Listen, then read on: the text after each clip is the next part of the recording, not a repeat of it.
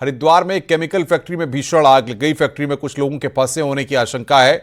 दमकल की टीमें आग बुझाने में जुटी हुई हैं। ये घटना पथरी थाना क्षेत्र के इब्राहिमपुर में सामने आई है। बड़ी खबर हम आपको बता रहे हैं, एक्सक्लूसिव तस्वीर इस वक्त आप देख रहे हैं। कुछ लोगों के फंसे होने की आशंका है। पथरी थाना क्षेत्र के इब्राहिमपुर की घटना है।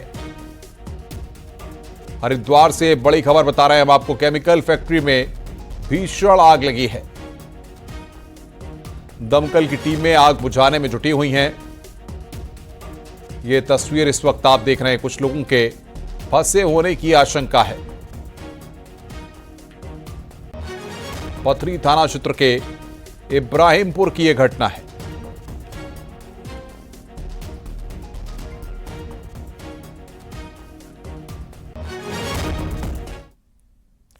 देहरादून से खबर है, गाड़ी से गन लहराते हुए दबंगई दिखाने के मामले में पुलिस ने 3 आरोपियों को गिरफ्तार किया है, जिसमें मोहम्मद असलम, बिलाल हुसैन और दानिश को गिरफ्तार किया गया है।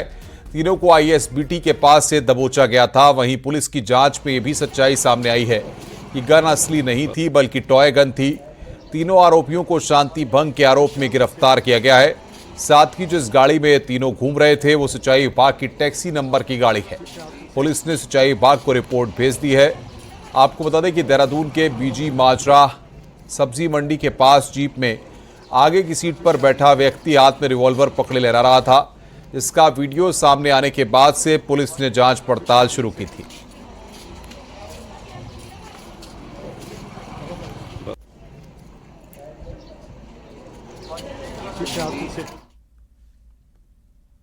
नैनीताल में पर्यटकों और बोट चालकों के बीच जमकर घमासान हो गया और खूब लात घूसे चले।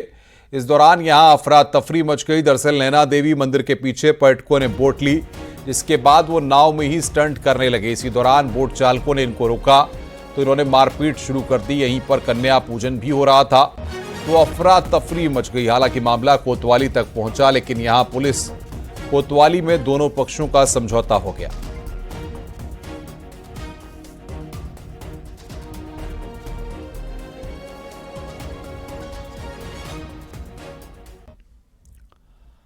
हरिद्वार में अवैध मजार पर फिर बुलडोजर चला है। यहां ज्वालापुर कोतवाली क्षेत्र के सराय के पास बनी अवैध मजार को प्रशासन ने बुलडोजर से ध्वस्त कर दिया। सिंचाई विभाग की जमीन पर बनी अवैध मजार को प्रशासन की ओर से हटाने का नोटिस दिया गया था। बावजूद इसके जब मजार को नहीं हटाया गया तो रविवार की सुबह दलबल के साथ पहुंची प्रशासन की टीम ने मजार को ध्वस्त कर दिया। प्रशासन का कहना है कि सरकारी संपत्ति पर बनी कई धार्मिक संरचनाओं को चिन्हित कर उन पर कार्रवाई की जा रही है। आगे भी एक कार्रवाई जारी रहेगी।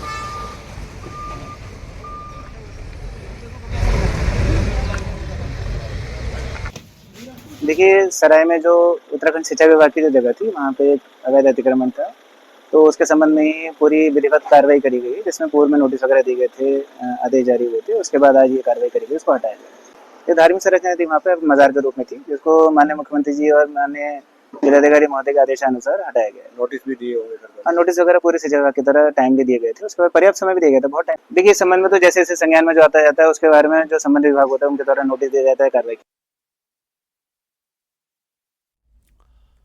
चारधाम यात्रा शुरू होने से पहले ही ठगी के मामले सामने आने लगे हैं। यात्रा रूट में होटलों की बुकिंग और हेलीकॉप्टर टिकट के लिए साइबर ठगों ने फर्जी वेबसाइटें तैयार कर ली हैं, जो हुबहू असली साइट्स जैसी दिखती हैं। इन वेबसाइट्स के जरिए हेलीकॉप्टर टिकट और होटल की बुकिंग कराई जा रही है। साइबर ठग एडवांस बुकिंग के नाम पर लोगों से पैसे वसूल रहे हैं। प्रदेश की साइबर पुलिस के पास अब तक कई शिकायतें पहुंच चुकी हैं। कुछ फर्जी वेबसाइट्स को बंद भी कराया गया है और इनके बैंक अकाउंट्स फ्रीज कर दिए गए। मैं चारधाम संबंधित बात करूंगा तो 1-2 शिकायतें आई, जिसमें हमें फेक एडवर्टीजमेंट या फेक कोई वो मिल गया, पोस्ट मिल गया, जो कि लोगों को बुकिंग कराने का उसमें वो दे रहा है, प्रलोभन दे रहा है।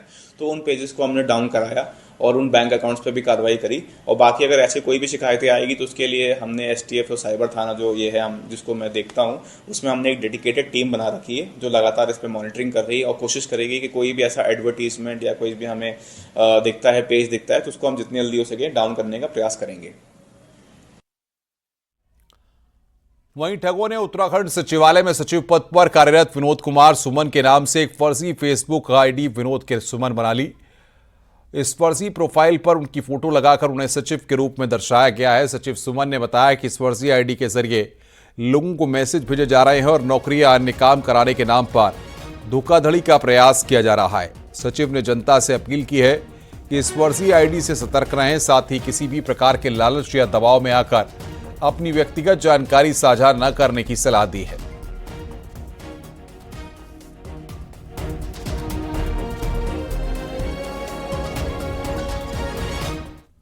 देहरादून में नवरात्र के दौरान कुट्टू का आटा खाने से 400 से ज्यादा लोग बीमार पड़ गए थे। विभाग हरकत में आया तो सैंपल लेकर जांच की गई, लेकिन अब जांच रिपोर्ट ने सबको चौंका दिया है। देखिए रिपोर्ट।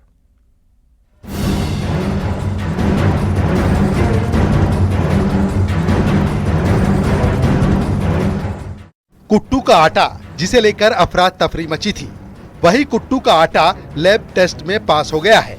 जी हां, कुल 24 सैंपल जांचे गए और इनमें से सिर्फ 2 सैंपल फेल हुए, वो भी सिर्फ इसलिए क्योंकि उनमें कुछ कीड़े मिले थे। ना कोई फंगस, ना कोई केमिकल, ना कोई मिलावट। तो अब बड़ा सवाल ये है, जब कुट्टू का आटा सही था तो फिर करीब 400 लोग बीमार क्यों पड़े? दिलचस्प बात यह है कि एक दुकान के परिवार के लोग भी बीमार पड़े, लेकिन जब इस दुकान के आटे का सैंपल टेस्ट के लिए भेजा गया तो वो भी पास हो गया। ऐसे में अब प्रशासन के सामने ये सवाल और पेचीदा हो गया है कि आखिर बीमारी की असली वजह क्या थी। देखिए, नेहरू कॉलोनी थाने के अंतर्गत हमने 3 नमूने लिए थे। जो दुकानदार था खुद भी बीमार हुआ था, उसके परिवार के लोग बीमार थे, लेकिन उनकी रिपोर्ट जो है एज पर रूल आई है। यानी वो आटा ठीक था? जी, जो रिपोर्ट है वो तो यही बता रही है। तो सर क्या कारण लगता है कि किस तरह क्यों ये बीमार हुए हैं फिर? अब वो जो लोग हॉस्पिटलाइज हुए हैं वो मेडिकल रिपोर्ट देख के ही उनका बताया जा सकता है, या जो उन्हीं के स्तर से ये बताया जा सकता है कि उनकी बीमार होने के क्या कारण थे। राजधानी देहरादून में कुट्टू का आटा अब एक पहेली बनता जा रहा है, जिसका बड़ा कारण यह है कि जिस कुट्टू के आटे को खाने से देहरादून में 400 से ज्यादा लोग बीमार पड़े थे, उसका जब सैंपल लैब टेस्ट के लिए भेजा गया और जब वहां के रिपोर्ट आई तो वो कुट्टू का आटा सही पाया गया। यानी कि अब एक चुनौती एक सामने ये भी है कि अगर कुट्टू का आटा सही था तो ये लोग आखिर में बीमार क्यों हुए, और अगर कुट्टू का आटा खराब था जिससे कि 400 से ज़्यादा लोग बीमार हुए, तो ये जो लैब की रिपोर्ट आई है, क्या ये कहीं ना कहीं सवालों के घेरे में है? सत्येंद्र बरतवाल, न्यूज़ 18 देहरादून।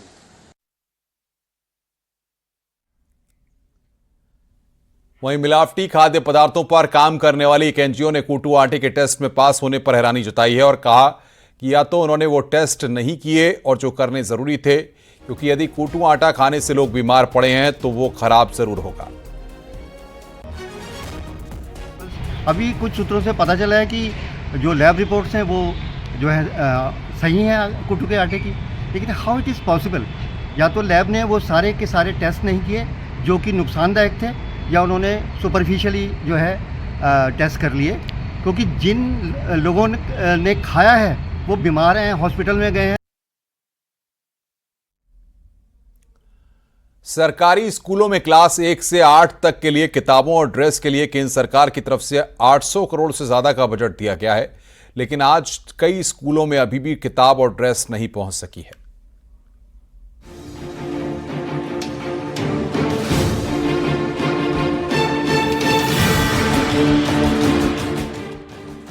एक अप्रैल से नया शिक्षा सत्र शुरू हो गया है, लेकिन इस बार भी प्रदेश के ज्यादातर सरकारी स्कूलों में बैग, जूते और किताबें वक्त से नहीं पहुंच पाई।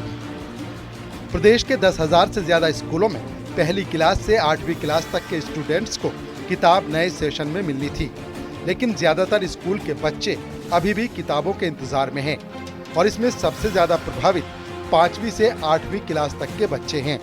हमने जो कर रखा है कि जो हमारे पुराने बच्चे थे, हमने उनसे बुक्स जो है वो स्कूलों में जमा करा ली है, तो फिलहाल हमारे बच्चे जो है वो उन्हीं बुक से काम चला रहे हैं, पिछले साल के बच्चों वाली। अधिकारी बताते हैं कि टेंडर प्रक्रिया में देरी हुई है, लेकिन अब किताबों के ट्रक स्कूल में पहुंचाए जा रहे हैं। ये बात सच है कि थोड़ा सा टेंडरिंग प्रोसेस में लेट हुई है, ये बात बिल्कुल सच है, लेकिन बच्चों के लिए किताबों के लिए कमी नहीं है, क्योंकि बुक बैंक में काफ़ी किताबें हैं और सबको निर्देशित भी किया गया है, सारे प्रिंसिपल्स को, शिक्षकों को, कि बुक बैंक से किताबें बच्चों को दें। और इधर करीब एक हफ्ते में बुक्स जो हैं विद्यालयों में आनी स्टार्ट हमारी जो है हो जाएंगी। यानी कई साल से जो रीत चली आ रही है वो इस बार भी नहीं बदली। और अब ऐसी भी चर्चा है कि सरकार एक बार फिर बुक्स के लिए डीबीटी यानी सीधे खातों में पैसे भेजने की योजना फिर से शुरू कर सकती है। न्यूज़ 18 के लिए देहरादून से भारती सकलानी उनियाल की रिपोर्ट। बीजेपी का आज स्थापना दिवस है। इस मौके पर देहरादून में सीएम पुष्कर सिंह धामी ने बीजेपी दफ्तर पर ध्वजारोहण किया, जहां प्रदेश अध्यक्ष महेंद्र भट्ट, कैबिनेट मंत्री धन सिंह रावत, गणेश जोशी मौजूद रहे। सीएम ने कहा कि बीजेपी ने राष्ट्र प्रथम की भावना से देश को एक नई दिशा दी है। साथियों, आज से 45 वर्ष पूर्व 6 अप्रैल 1980 को भारतीय राजनीति में एक ऐसा दीप प्रज्वलित हुआ जिसने राष्ट्र प्रथम की भावना के साथ देश को एक नई दिशा और वैचारिक मार्गदर्शन देने का काम किया। आज उसी दीप का उजाला पूरे विश्व में फैल चुका है और दिन प्रतिदिन फैलता ही जा रहा है। उत्तराखंड में अफसर कभी रिटायर नहीं होते, इसलिए कुछ लोग उत्तराखंड को ब्यूरोक्रेट्स का पुनर्वास केंद्र भी कहने लगे हैं। देखिए हमारी रिपोर्ट।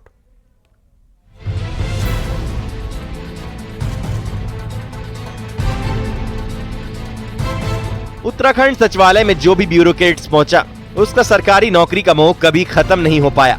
उत्तराखंड सचिवालय का अब तक का इतिहास देखें तो यहाँ से जो भी आईएएस बतौर चीफ सेक्रेटरी रिटायर हुआ, उसके रिटायरमेंट से पहले ही उसकी दूसरी सरकारी नौकरी का जुगाड़ हो गया। उदाहरण के लिए 31 मार्च को आईएएस राधा रतूड़ी 2 बार मिले एक्सटेंशन के बाद चीफ सेक्रेटरी पद से रिटायर हुई। रिटायरमेंट का हफ्ता भी नहीं बीता था कि उनको सरकार में मुख्य सूचना आयुक्त की नौकरी मिल गई। 2009 में चीफ सेक्रेटरी पद से रिटायर हुए इंदु कुमार पांडे 1.5 दशक बाद भी सरकार में नौकरी कर रही हैं। 2017 में रिटायर हुए एस रामास्वामी भी सेवा का अधिकारी आयोग में मुख्य आयुक्त के पद पर तैनात हैं। 2016 में रिटायर हुए शत्रुघ्न सिंह सेतु आयोग में सलाहकार के पद पर तैनात हैं। 2015 में चीफ सेक्रेटरी पद से रिटायर हुए एन रविशंकर छठे राज्य वित्त आयोग के अध्यक्ष का काम देख रहे हैं। इनके अलावा पूर्व में चीफ सेक्रेटरी रहे नर्प सिंह, एस के दास, सुभाष कुमार, राकेश शर्मा भी रिटायरमेंट के बाद किसी न किसी पद पर रहे हैं। नौकरशाही की जो बिरादरी है उनको पुनर्वास करने वाली बात है। और खेत का भी सही है। कई बार ऐसे भी मेरे पास ऐसी जानकारी है कि केस है कि रिटायर बाद में 2-3 महीने बाद हो रहे हैं, उससे पहले उनको नियुक्ति सेवा के अधिकार में एक बार हुआ। ये बंदर बांट जो नौकरशाही की बिरादरियां ज्यादातर चलती आईएएस की है, तो अपने लिए वो अच्छे पद रखते हैं। इनके अलावा भी बहुत से आईएएस आईपीएस रिटायरमेंट के बाद किसी न किसी सरकारी पद पर एडजस्ट हैं। उधम सिंह नगर में डीएम रिटायर हुए, आईएएस उदय राज राजस्व परिषद में सलाहकार पद पर तैनात हैं। रिटायर्ड आईएएस सुशील कुमार और आईपीएस दिलीप कुमार राज्य सूचना आयोग में बतौर सदस्य नौकरी पा गए हैं। रिटायर आईपीएस राम सिंह मीणा राज्य मानवाधिकार आयोग में बतौर सदस्य सेवा दे रहे हैं। रिटायर आईपीएस जीएस मारतोलिया अधीनस्थ सेवा चयन आयोग के अध्यक्ष पद पर तैनात हैं। रिटायर्ड आईपीएस पुष्पक ज्योति पुलिस शिकायत प्राधिकरण में कार्यरत हैं। उत्तराखंड में प्रशासनिक अधिकारियों को चाहे पुनर्वास की बात हो या रसूखदार लोगों को कोई ऐसी पोजीशन में सेट करने की बात हो, पूरे सिस्टम और सरकार का ध्यान इसी दिशा में प्रतीत होता है। उत्तराखंड में लोगों में इस बात को लेकर के भी एक बड़ा व्यापक रोष है कि सरकार का और सिस्टम का ज्यादा से ज्यादा ध्यान इस पुनर्वास की दिशा में ही लगा रहता है। ये नाम तो महज उदाहरण भर है। हकीकत तो ये है कि दर्जनों ब्यूरोक्रेट्स रिटायर होने से पहले ही जोड़ तोड़ बढ़ाकर सरकार में अपना पुनर्वास फिक्स कर लेते हैं और ये परंपरा राज बनने के बाद से ही बदस्तूर चली आ रही है। न्यूज़ 18 के लिए देहरादून से सुनील नप्रभात की रिपोर्ट। उत्तराखंड के 2 सरकारी अस्पतालों में 2 साल के जन्म और मृत्यु के हजारों रिकॉर्ड गायब हो गए हैं। इसके चलते लोग काफी परेशान हैं। देखिए रिपोर्ट।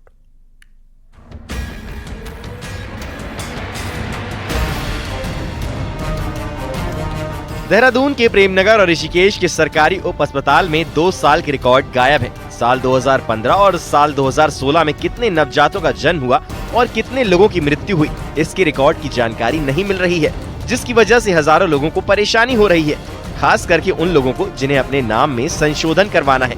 अस्पताल प्रबंधन ने इसे लेकर सीएमओ को लेटर भेजा है। न्यूज 18 ने मामले में जब सीएमओ से बात की तो उनका कहना है कि पहले जन्म मृत्यु सब रजिस्ट्रार की आईडी से बनाए जाते थे, लेकिन इस समय रजिस्ट्रार की आईडी से बनाए जा रहे हैं, लेकिन दोनों आईडी के मर्ज ना होने से ये दिक्कत आ रही है, जिसके लिए लेटर लिखा गया है।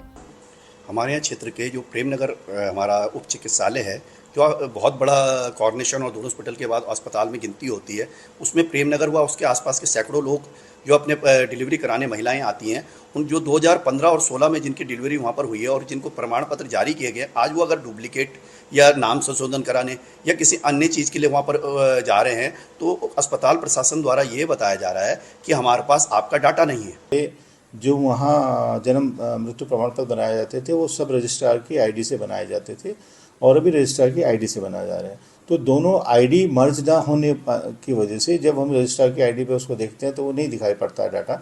तो उसी के लिए रिक्वेस्ट की गई है, जो रजिस्ट्रार हैं जन्म मृत्यु उसके, उनसे रिक्वेस्ट की गई है कि आप जो है जो सब रजिस्ट्रार और रजिस्ट्रार की आईडी को उसको मर्ज करने का करें, जिससे वो डाटा उसको दिखाई।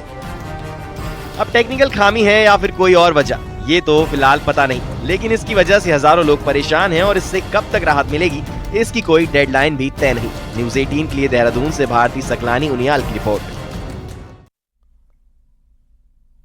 अल्मोड़ा की सोमेश्वर घाटी हर किसी को अपनी ओर लुभाती है। ये घाटी प्रकृति के सौंदर्य को तो खुद में समेटे ही है, साथ ही खासी उपजाऊ है, लेकिन अब दरकार है इस घाटी को पर्यटन के केंद्र में लाने की।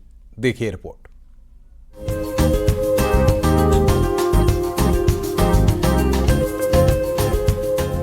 अल्मोड़ा से 40 किलोमीटर दूर सोमेश्वर घाटी कुमाऊं की इकलौती ऐसी घाटी है जहां सबसे अधिक खेती होती है।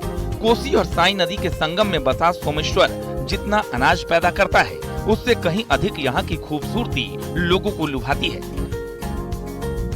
35 किलोमीटर में फैली ये घाटी कौसानी और रानीखेत जैसे पर्यटन स्थलों के बीच मौजूद है। सोमेश्वर की उपजाऊ जमीन लोगों को अनाज मुहैया करा रही है, साथ ही यहाँ पहाड़ की परंपरागत खेती भी नजर आती है। 4 नालों से जुड़ा हुआ एक कस्बा है और इस कस्बा की सुंदरता, चाहे वो फसल को लेके कहो, ज़मीन को लेके कहो, और यहाँ पर जो लोगों की एक काम करने की क्षमता है उसको लेकर कहो। जो यहाँ की महिलाएं हैं, महिलाएं बहुत हमारे कारगर हैं। हाँ, खेती बाड़ी अच्छे करते हैं। थोड़ा ये जंगली जानवरों से, बंदरों से और ये सुंगर से परेशानी है, और खाने के लिए हो जाता है 1 साल के लिए, थोड़ा हमको इतनी परेशानी है। कुमाऊं की सबसे अधिक उपजाऊ सोमेश्वर घाटी के लिए भी जंगली जानवर अभिशाप बने हुए हैं। जंगली जानवरों से निपटने का कोई भी तरीका वन विभाग नहीं ढूंढ पाया है, जिसका खामियाजा यहाँ के किसानों को उठाना पड़ता है। देवदारों के पेड़ों के बीच यहाँ घूमना हर किसी को लुभाता है, लेकिन ये घाटी पर्यटन के मानचित्र में वो जगह नहीं बना पाई है जिसकी ये असल हकदार है। ये बात जरूर है, धीरे धीरे सभी जरूरी सुविधाएं यहाँ जुट रही हैं। और लोग बहुत परंपरागत अपने संस्कार और संस्कृति से जुड़े हुए हैं, ये हमारा बड़ा सौभाग्य है। और अब आने वाले समय के अंदर यहाँ लोग अपने होम स्टे बनाते हैं और भी अपने कृषि के साथ साथ अन्य रोजगार भी कर रहे हैं। बहुत सारी स्कूल की सुविधा है, हॉस्पिटल की सुविधा है, अब इन सभी स्थानों में बहुत अच्छी सुविधा हो गई यहाँ। सोमेश्वर को पर्यटन के मानचित्र में लाने की ईमानदार कोशिशें यदि की जाए तो यहाँ काफी कुछ बदला नजर आएगा, जिसका सीधा फायदा यहाँ के युवाओं को तो मिलेगी ही, साथ ही पलायन पर भी लगाम लग सकेगी। किशन जोशी के साथ पिथौरागढ़ से विजयवर्धन उप्रेती की रिपोर्ट।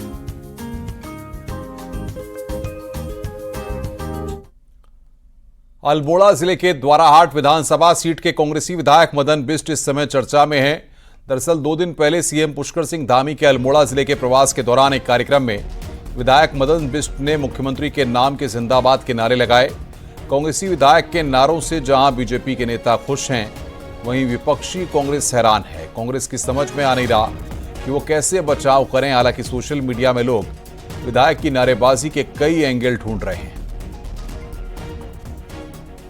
मुझे पता है कि मेरे लिए आप ये नहीं सोचेंगे कि मदन बिष्ट ने इसमें से 2-3 काम भी आप कर देंगे तो मैं आपका ऋणी रहूंगा।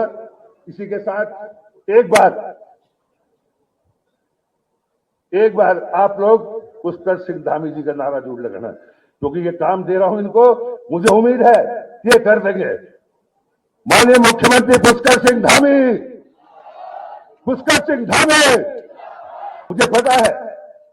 मुझे पता है कि मेरे लिए। इधर विधायक मदन बिष्ट ने सफाई देते हुए कहा कि उन्होंने 5 मांग सीएम धामी के सामने रखी।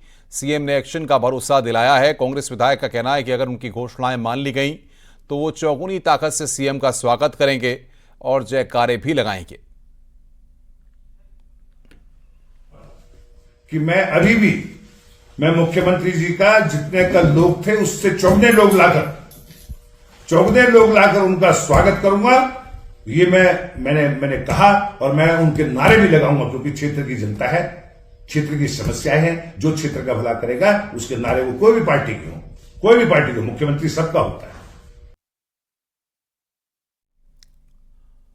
वहीं मुख्यमंत्री पुष्कर सिंह धामी ने कहा कि विधायक बीजेपी के हों या कांग्रेस के, विकास के मामले में कोई भेदभाव नहीं किया जाएगा।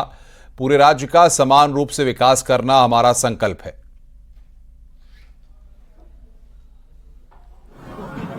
संकल्प है समेकित रूप से विकास करना, और विकास के मामले में हमने उत्तराखंड के एक छोर से लेकर दूसरे छोर, एक कोने से लेकर दूसरे कोने तक, और नीति से लेकर माणा तक, गुंजी तक, नीलांग जदौंग से लेकर हमारा चक्राता के अंतिम गांव जो हमारे बॉर्डर पर हैं, उन सभी गांवों के विकास का संकल्प लिया है। इसमें कहीं कोई भेदभाव नहीं है।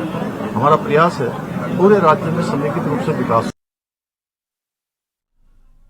हरिद्वार में रामनवमी के कार्यक्रम में मीडिया से बातचीत करते हुए स्वामी रामदेव ने कहा कि वक्फ बोर्ड संशोधन बिल पर देश में सभी के लिए समान कानून होना चाहिए। अगर वक्फ में संशोधन नहीं किया जाता तो हिंदू, सिख, जैन भी अपने अलग बोर्ड बनाने की मांग करते। जो भी लोग इसका विरोध कर रहे हैं वो अपना वोट बैंक समेटने के लिए बयानबाजी कर रहे हैं।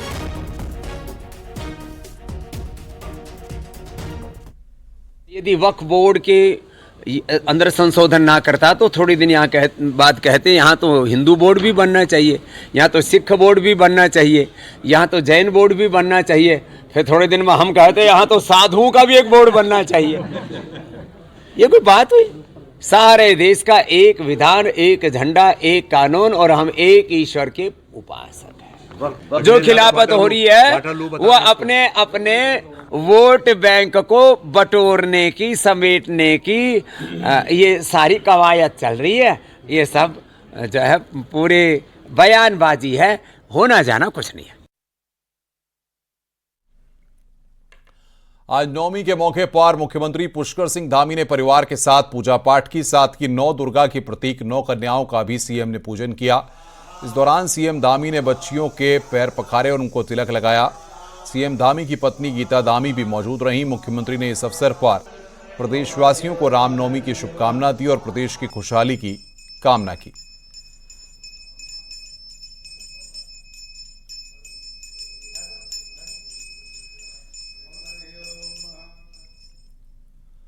हरिद्वार में खड़खड़ी शमशान घाट पर इन दिनों गंगा की धारा सूखी हुई है। गंगा में जल न होने के चलते दूर दूर से अपने परिजनों के अंतिम संस्कार के लिए पहुंच रहे लोगों को निराश होना पड़ रहा है। साथ ही पूरी तरह से मृतक के कर्मकांड भी नहीं हो पा रहे हैं। यूपी सिंचाई विभाग के द्वारा भागीरथ बिंदु पर मरम्मत कार्य किए जाने के बाद से करीब 1.5 महीने से धारा जलविहीन है, जिसकी वजह से कई लोग खड़खड़ी में अंतिम संस्कार न करके दूसरे शमशान घाटों का रुख करने को मजबूर हो रहे हैं।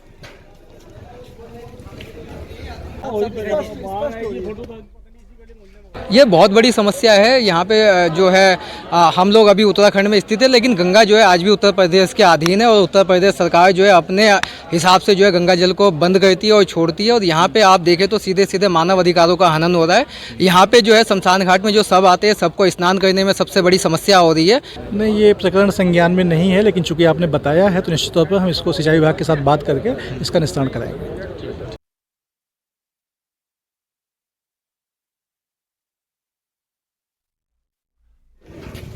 भारत की तरक्की की कहानी लिख रहे हैं ऐसे लीडर्स जो नीतियों को बदल रहे हैं विकास में, और अब आपको मिल रहा है ऐसा मौका। ऐसे लीडर्स को सीधे सुनने का। न्यूज़ 18 राइजिंग भारत समिट 2025 में जुड़ें। 8 और 9 अप्रैल को भारत मंडपम नई दिल्ली में इस खास मंच पर मिलिए उन दिग्गज नेताओं से जो भारत के विकास को नई दिशा दे रहे हैं। आप भी इसका हिस्सा जरूर बने। आज ही रजिस्टर करें www.news18features.com राइजिंग भारत समिट पर।